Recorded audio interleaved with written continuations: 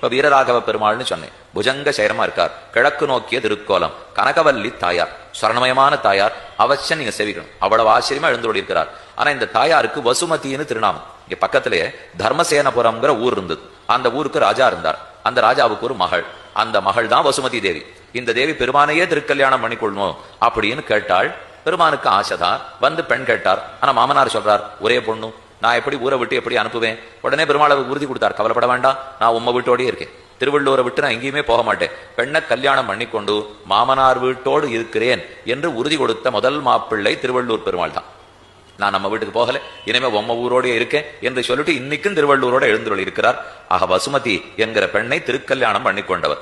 திருமழிசை ஆழ்வார் ஓர் பாசுரத்தாலும் திருமங்கை ஆழ்வார் 10 பாசுரங்களாலும் பல்லாண்டு பாடியுள்ளனர். இதனால இன்னைக்கும் தை அமாவாசை அன்னைக்கு ஹிருத்தாபநாசினியில நீராட வர்றவா 1,00,000 பேர்.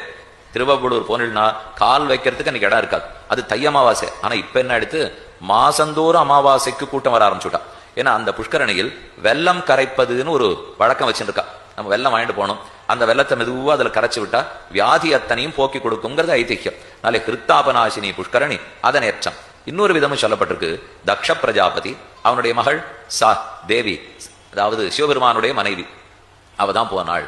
போயிட்டு தக்ஷ பிரஜாபதியினுடைய யாகத்துக்கு போகாதேன்னு சிவன் தடுத்தார். ஆனா அவ தடுத்ததை கேட்காமல் போனாள். அங்கு பெரிய ஆபத்து வந்தது.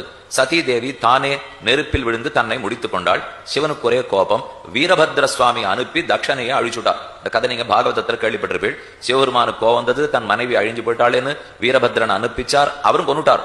ஆனா தக்ஷனை கொன்னதுனால தோஷம் வந்துருது அவருக்கு. தோஷத்தை போக்கிக் கொள்வதற்காக இந்த ஊர் குளத்துக்கு தான் வந்தார். ஹிருத்தாபநாசினிலே தீர்த்தமாடி பெருமானை சேவிக்க அவருடைய சாபத்தையும் போக்கி கொடுத்தார்னு சரித்திரம். இந்த அரண்யம் காட்டுக்கு வீக்ஷாரண்யம் என்று திருநாமம். வீக்ஷாரண்ய கஷேத்திரம் புண்ணியாவர்த்தக விமானம். நம்ம ஒரு புண்ணியம் பண்ணால் அதை சுத்தி சுத்தி திரும்ப திரும்ப பண்றாப்பிலேயே வைக்குமா.